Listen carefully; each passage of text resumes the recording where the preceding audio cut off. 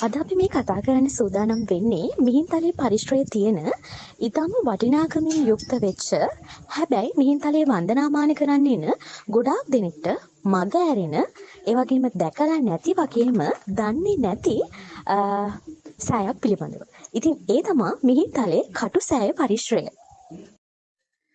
මේ කටුසෑයේ පිහිටීම ගැන අපි කතා කරනකොට මිහින්තලේ වන්දනාවේ යන ගොඩාක් දෙනෙක්ට මේ කටුසෑය දකින්න හම්බ වෙන්නේ නෑ. ඒකට ප්‍රධානම හේතුව තමයි මේ පරිශ්‍රය පිහිටලා තියෙන්නේ අම්බස්තල චෛත්‍ය පරිශ්‍රයට පරිබාහිරව හින්දා. ඉතින් මේ කටුසෑයට පහසුවෙන්ම අපිට එන්න පුළුවන් මිහින්තලේ කෞතුකාගාරය පැත්තේ ඉඳන් එන කළුදිය පොකුණ පරිශ්‍රයට ඒ පැත්තට තියෙන A9 මාර්ගයෙන්. එතකොට කළුදිය පොකුණ පරිශ්‍රයට කලින් අපිට මේ කටුසෑය තමයි ප්‍රධාන මාර්ගයේ අසලින්ම තියෙන්නේ දැක ගන්න පුළුවන් වෙන්නේ.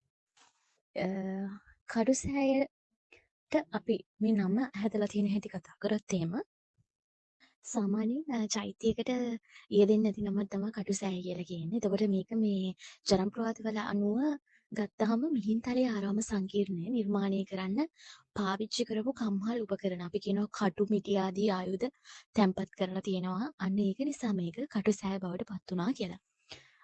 ඒ වගේම තමයි මේ තව ජනප්‍රවාදයක් කියනවා දප්පුල රජතුමාගේ සේනා කියන බිසෝ විසින් මේ චෛත්‍ය ඉදි කරා කියලත්. ඒ වගේම අතීතයේදී මේක කටුසෑය එහෙම නැත්නම් මිහින්තලේ කන්දක චෛත්‍ය විදිහටත් හඳුන්වනවා කියලා.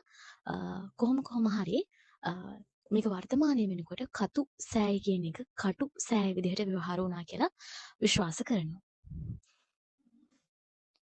මේකේ තියෙන විශේෂත්වය තමයි වාස්තු විද්‍යාත්මක සැලැස්මකට අනුව තමයි මේ කටුසෑය නිර්මාණය කරලා තියෙන්නේ.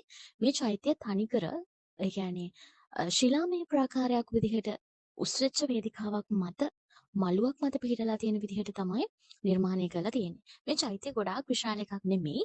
මේ චෛත්‍යයේ තියෙන පේසාවන් එක්ක පාදම කොටසත් ශිලාමය නිර්මාණයන් ඒ වගේම තමයි ඒකේ ඉහළ කොටස ගඩොල් වලින් තමයි නිර්මාණය කරලා තියෙන්නේ. ධාතු කර්මයෙන් ඉහළ කොටසක් වර්තමානයේ වෙනකොට නම් අපිට දකින්න ලැබෙන්නේ නැහැ. ඒ වගේම තමයි මේ සෑමලුවට පිවිසෙන්න කුඩා පියකට පෙළක් තියෙනවා. ඒක දෙපැත්තේ කොරවක්කල් ද්විත්වයක් වගේම මුරකල් ද්විත්වයක් අපිට දැක ගන්න හැකියාවක් ලැබෙනවා.